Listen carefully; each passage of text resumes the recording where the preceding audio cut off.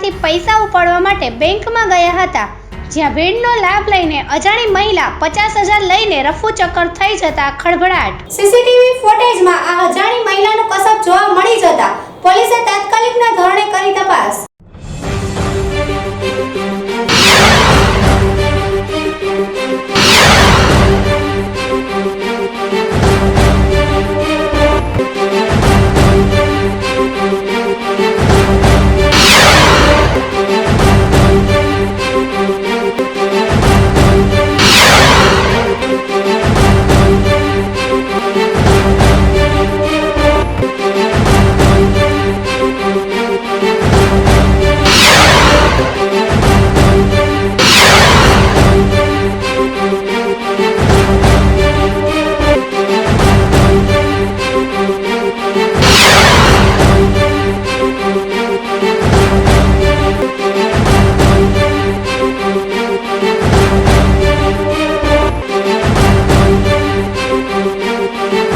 સીસીટીવીના આધારે પોલીસે મહિલાને પકડવા ચક્રો કર્યા ગતિમાન।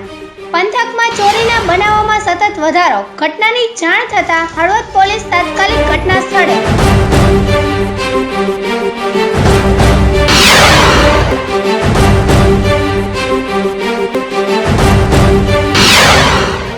જ્યારે બીજી તરફ મોરબી પંથકમાં 4.56 કરોડની ટેક્સ ચોરીના ગુનામાં 2 આરોપીઓ ઝડપાયા।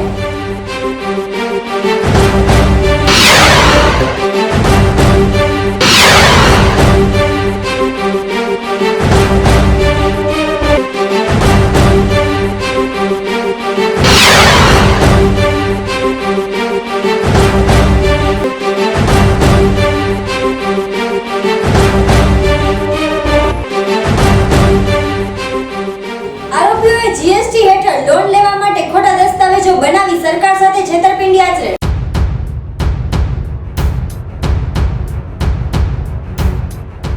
મોરબી પંથકમાં 4.56 કરોડની ટેક્સ ચોરીના ગુનામાં 2 આરોપી ઝડપાયા। હળવદના સંગમ ટાઇલ્સના નામની બોગસ પેઢી ઊભી કરી ટાઇલ્સનું કર્યું હતું વેચાણ।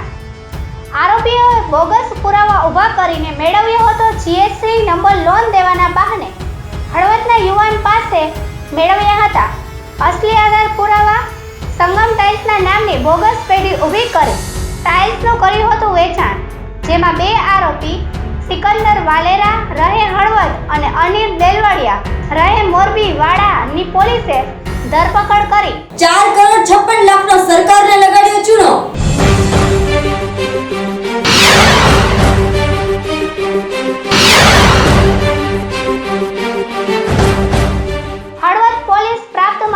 અનુસાર આ કામના આરોપીઓએ સરકાર સાથે ચીટિંગ કરે તેમજ કર ચોરી કરી જીએસટી હેઠળ લેવા માટે ખોટા દસ્તાવેજ બનાવી સરકાર સાથે છેતરપિંડી કરેલ, જેથી ઉપર જણાવેલ આરોપી ખોટા દસ્તાવેજો ઊભા કરી સરકાર સાથે જીએસટી કાયદા હેઠળ સરકાર વેરાની મોટી ચોરી કરવાનું કાવતરું કરી એકબીજાને મદદગારી કરી ખોટા દસ્તાવેજોનો સાચા તરીકે ઉપયોગ કરી માલોનો ડિલિવરી કર્યા વગર માત્ર બિલિંગ પ્રવૃત્તિ કરી સરકારને કુલ 4.56 કરોડનું નુકસાન કરી ગુનો કરવા બાબતે 2 આરોપીને ઝડપી પાડ્યા છે અને 1 આરોપીને ઝડપી પાડવાના ચક્રો ગતિમાન કર્યા છે।